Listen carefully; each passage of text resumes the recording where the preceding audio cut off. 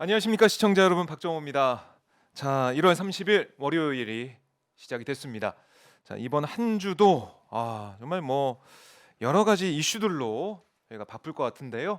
오늘 월요일 첫 순서 안진걸 민생경제연구소장 나와 있습니다. 안녕하십니까? 안녕하십니까. 네. 월요일의 휴먼 안진걸입니다. 네, 반갑습니다. 안녕하시냐고 묻기도 정말 너무 죄송하죠. 너무 힘들죠. 혹시 집집마다 그냥 옛날에는 등록금 폭탄이 제일 무서웠는데 요즘은 국가장학금이라든지 네. 학자금 대출 제도가 잘 돼 있거든요. 그래요. 이제 우리가 이제 문재인 정부 때도 많이 장학금도 늘려놨고 요즘 가스 폭탄, 난방 교통비 폭탄이 제일 무섭습니다. 야, 진짜 오죽하면 옆에 이런 피켓이 낫겠습니까? 폭탄이 정말 그려져 있어요. 근데 제일 무서운 건 네. 윤석열, 김건희 폭탄이라는 게 이번 설 명절 민심의 그래요. 저는 대부분이었다. 네. 아직까지 태진이나 타도까지 외치지 않는다 하더라도 아무튼 이 정권이 문제가 있다. 지난 9개월 동안 야당 죽이는 거하고 당내에서 이준석, 유승민, 나경원 죽이는 거 외에는 한 일이 없다. 네. 그렇잖아요. 지금 국민 여러분 기억나는 게 그거 말고는 하나도 기억나는 게 없잖아요. 그렇죠. 그래놓고는 물가 급등하는데 어쩔 수 없어요. 금리 급등하는데 어쩔 수 없어요. 네. 그러더니 물가가 너무 급등해서 걱정하는 척하더니 갑자기 가스비, 난방비, 교통비 2월달, 3월달 이제 전기세, 버스, 지하철, 물가, 네.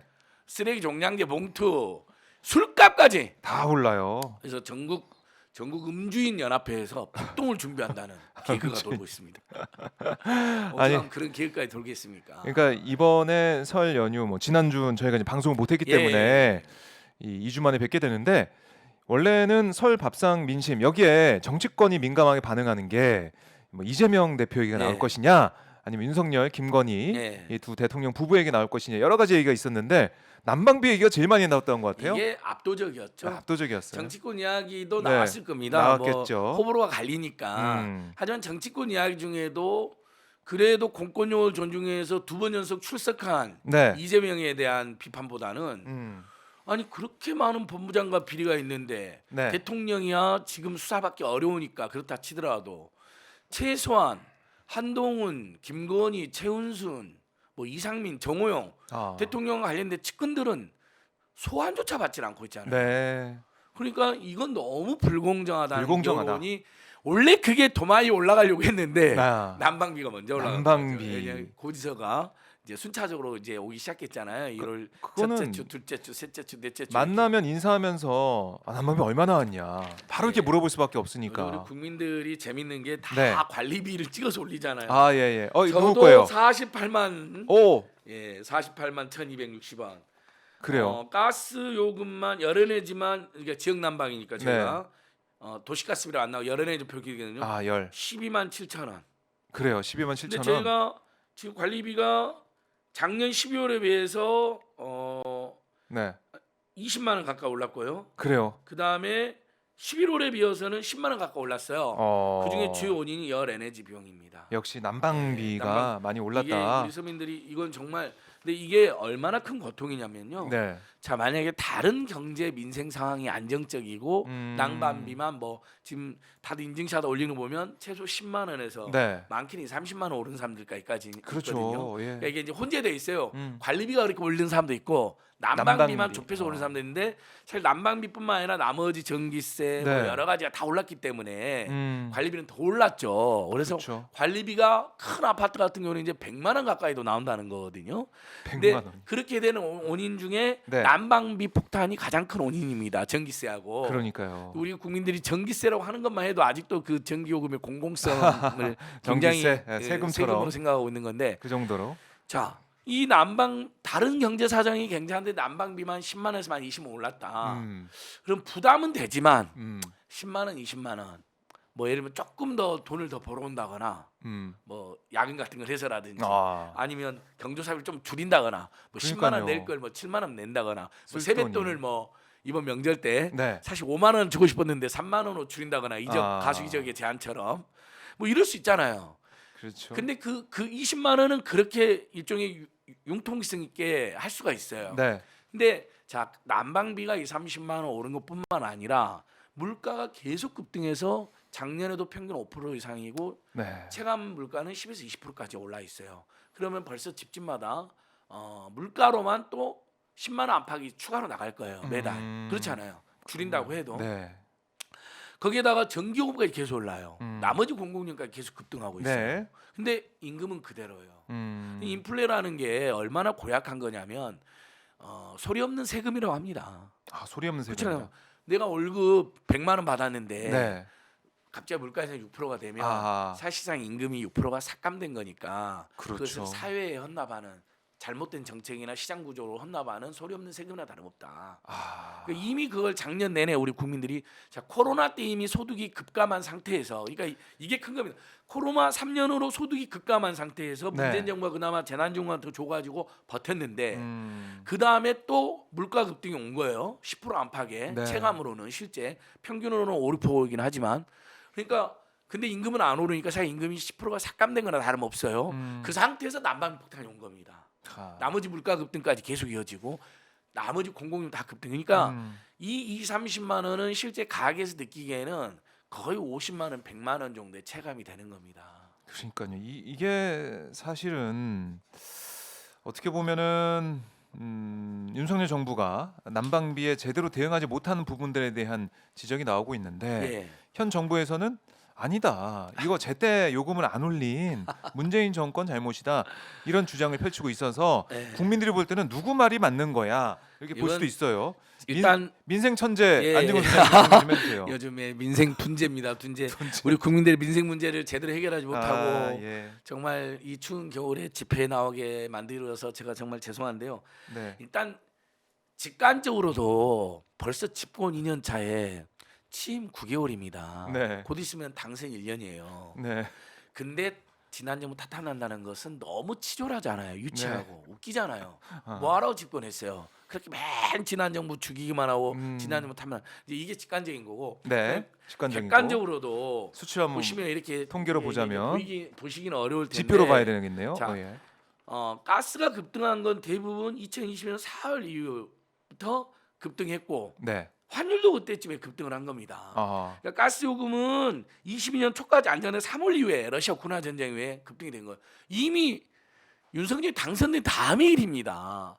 그래도 문재인 정부가 4월 달에 그래도 요금 인상 요인이 발생했을까 인상을 네. 한번 하고 나간 겁니다. 문재인 정부는 할 걸 다 한 거예요. 아하. 만약에 문재인 정부가 생각해보세요. 가스 요금 급등하지 않고 있는데 급등하면 어떻게 되겠어요?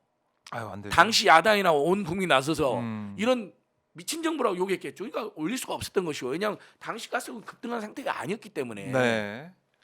러시아 우크라이나 전쟁이 2월에 발발하고 3월 달부터 급등하기 시작했단 말이에요. 첫 번째. 네. 그다음에 가스 요금을 구입하는 비용뿐만 아니라 환율 영향을 받잖아요. 환율도 4월 이후에 삼성에서 8월 달에 8월에서 10월에 급등해서 고점이 됐어요. 그래서 우리가 그 유명한 사중고 네. 고금리 아니 고물가 고금리 고유가 고환율이라는 제가 사중고 맨날 얘기했잖아요. 그랬죠. 거기에다가 공공요금 급등까지 환율이 오중고에 시달리고 있는 우리 국민들 1,400원 예. 대까지 갔으니까. 자 이게 어느 정권에서 벌어진 일이죠? 윤석열 정권 때 있었던 그러니까 일이죠? 당연히 윤석열 정권 내 정권이 예를 들면 3월달 당선될 때부터 예견할 수 있던 겁니다. 환율이 오르고 있다. 가스요금이 급등하고 있다. 전쟁이 전쟁 터졌다. 때문에. 다른 물가도 올라가고 있다. 인플레 상황이다. 네. 그러면 이미 인수위 때부터 어떻게 하면 이 공공요금을 안정적으로 관리할 것인지 만약에 요금 인상이 필요하다면 그것을 겨울을 피해서 겨울에 만약 인상 10월 달에까지 인상을 한 거잖아요. 작년 네. 4번 인상했잖아요. 그렇죠. 그러면 특히 겨울 앞둔 10월 달까지 인상하면 우리 국민들이 정말 죽어날 테니까 예를 들면 10월은 한번 쉬고 그다음에 겨울 지나고 또 올려서 아하. 가스공사 미수금이 늘어나긴 하겠지만 그렇네요. 가스공사가 그렇다고 해서 네. 만약 미수금 늘고 적자가 있다고 해서 망하는 건 망하진 아니잖아요. 않죠. 그냥 채권도 공사잖아요, 발행하고 공사. 그다음에 정부가 또 지원을 해주는 방법이 있습니다. 그러면 네. 작년에 예를 들면 예산 논의 때 가스공사 도시가스 요금을 안정적으로 관리하기 위해서 3번 올리고 10월 달에 안 올린다. 그럼 미수금이 늘어날 수가 있잖아요. 그렇죠. 그러면 예를 들면 도시가스에는 예산 지원해 주면 되잖아요.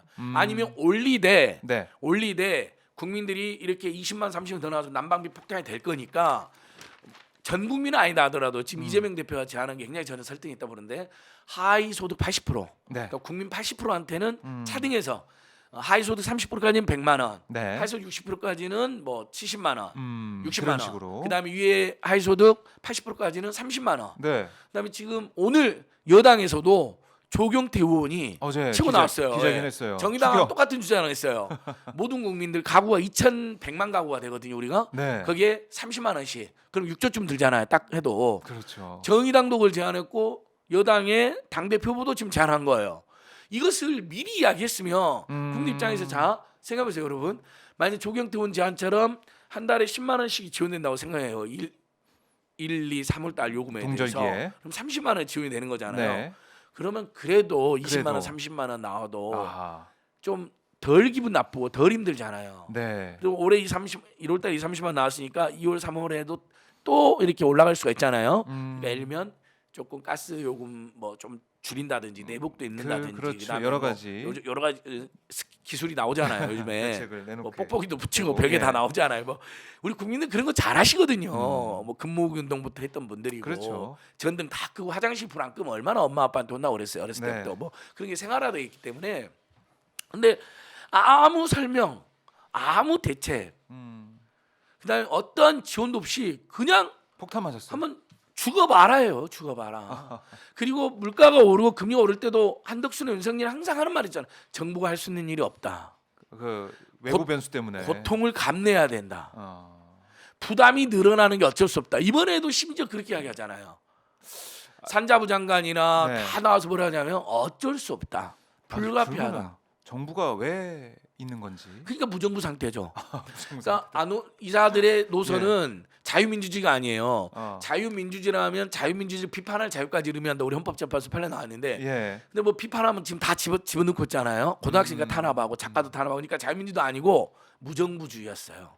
여러분 저는 이 연사 앉은 거는 오늘 월요일 날 우리 국민들에게 소리 지릅니다. 윤석열, 김건희, 한동훈, 이상민 정권의 노선은 자유민주주의가 아닙니다. 자유민주주의라면 자유민주주의를 비판할 자유, 예. 표현의 자유가 핵심이고 언론의 자유가 핵심인데 언론을 탄압하고 표현을 탄압하고 예술의 자유를 탄압하는 자들은 네. 자유민주주의의 자유를 이야기할 자격 없는 자들이고요. 오히려 이 자들은 정부의 책임을 아예 알아서 살아라 너네들끼리. 네, 네. 무정부주의였고요.